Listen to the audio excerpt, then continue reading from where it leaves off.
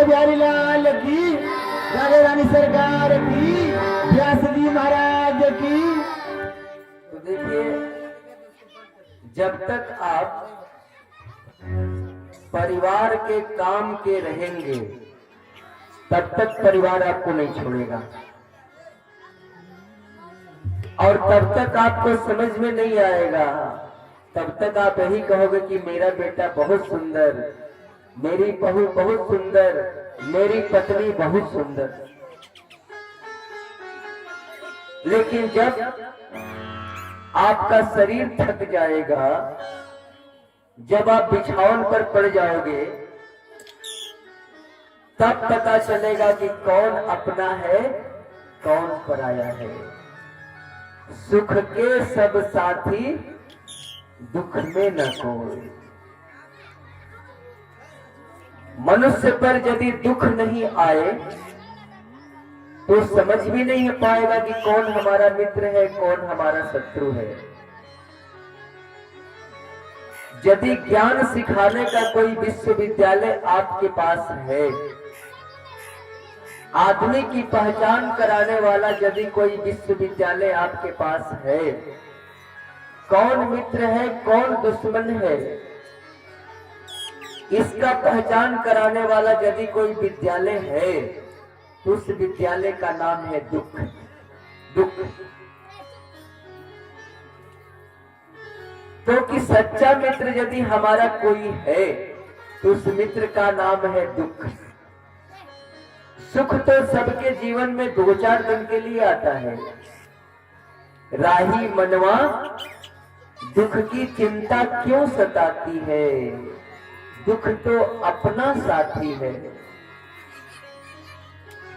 कोई आपको तभी तक डराएगा जब तक आप उसको पराया समझोगे, जब तक आप उसको दुश्मन समझोगे तभी तक तो उससे भय लगेगा।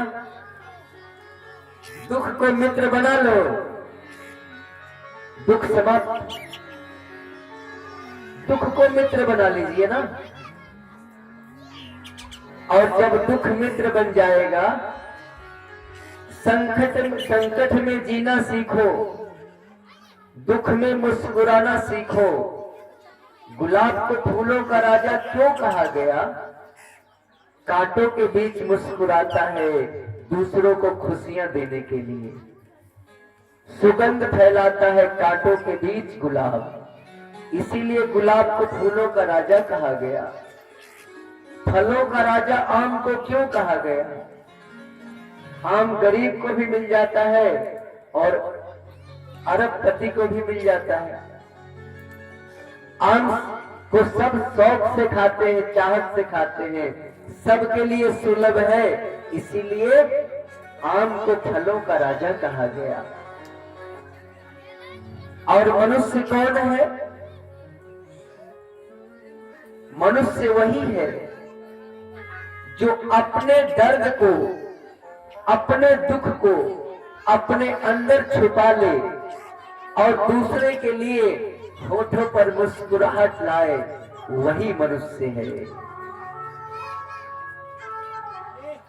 रहीमन निजमन की बिथा, मन ही राखो गोय, सुन उठ लई है लोग सब, बांट ली है कोई। आपके दुख को कोई बांटेगा नहीं। भले कहेगा आज के जमाने में बढ़िया हुआ फंसा है दुख में, अपना दुख क्यों दूसरे को देकर के दुखी करना चाहते हो ना।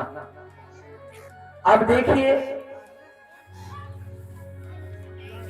जड़ भरत जी काली मंदिर से आगे निकले,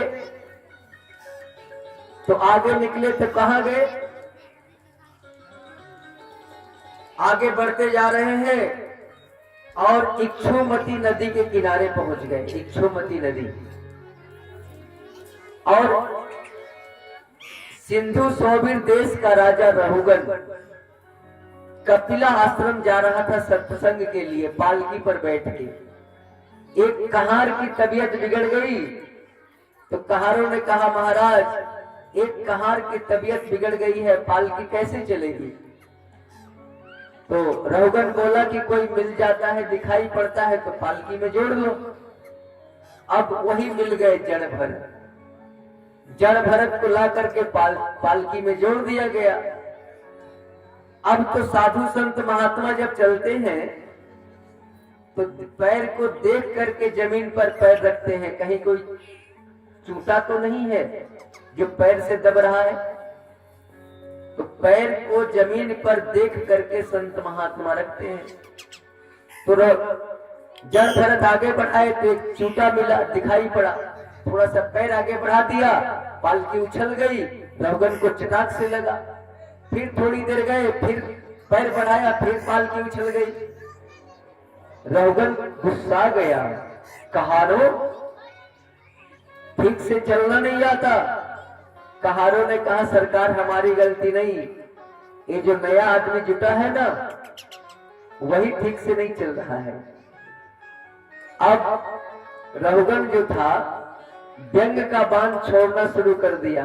थोड़े मोटे ताजे थे जड़ भरत, बोलता है देखो देखो कितना पतला है बेचारा, जबरदस्ती इस पर तुम पालकी का भार रखे हो।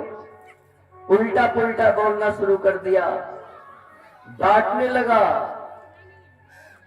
तब जड़ भरत बोले कि यदि अब नहीं बोलते हैं तो ये नरक में जाएगा और इसका भार मेरे कंधे पर आ गया है। यदि ये नरक में चला गया तो लोग कहेंगे कि महात्मा के कंधे पर जो गया वो भी नरक में चला गया, तो फिर स्वर्ग कैसे कोई जाएगा। इसलिए पहली बार बोले पात्र देख करके कि नहीं अब तो मुश्किल में पड़ जाएगा। तब जड़ भरत बोले कि अरे राजन, किसको मारने की बात कर रहे हो? क्या हमें कोई मार सकता है? नैनम छिदंती शस्त्राणी नैनम दहति पावका। जो हमारे अंदर रूह है, आत्मा है, उसे न कोई काट सकता है, न मार सकता है, न जला सकता है। अब तो रहुगन ने सोचा कि लगता है कि कोई छुपा रुस्तम है। कांधे पर जनेऊ देखा, पालकी से उतर करके चरणों में लौट गए। इतने छुपे महात्मा मैंने तो आज तक नहीं देखा। सरकार माफ कर देना, मैंने आपसे बहुत गलती की है। जड़ भरत बोले कि चिंता मत करो, हम कोई खतरनाक ब्राह्मण नहीं है, इसलिए तेरा कल्याण ही करेंगे। और रहुगन को बड़ा सुंदर सुंदर उपदेश दिया, रहुगन का कल्याण हो गया। तो संत की संगति यदि किसी भी तरह से आपकी हो गई, चाहे गुड़ मन से खाओ या बेमन से खाओ, मीठा लगेगा। चाहे गलत काम मन से करो या बेमन से करो, वो गलत ही करेगा। जैसे मिर्ची मन से खाओ या बिना मन से खाओ, तीता लगेगा। अच्छा काम मन से करो या बिना मन से करो, परिणाम तो अच्छा ही आएगा ना। जैसे अग्नि के पास मन से बैठिए या बिना मन से बैठिए, गर्मी तो लगेगी ना।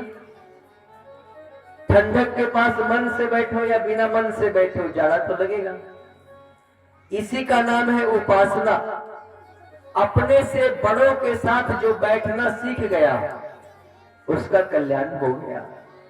हर समय अपने से बड़ों के पास बैठना सीखिए, आपका उद्धार हो जाएगा। इस तरह से कथा बड़ी तेजी से चल रही है अभी वाली सत्र में, क्योंकि शाम में हमें कृष्ण जन्म तक जाना है। अब हम छठे स्कंद में प्रवेश करेंगे और छठे स्कंद में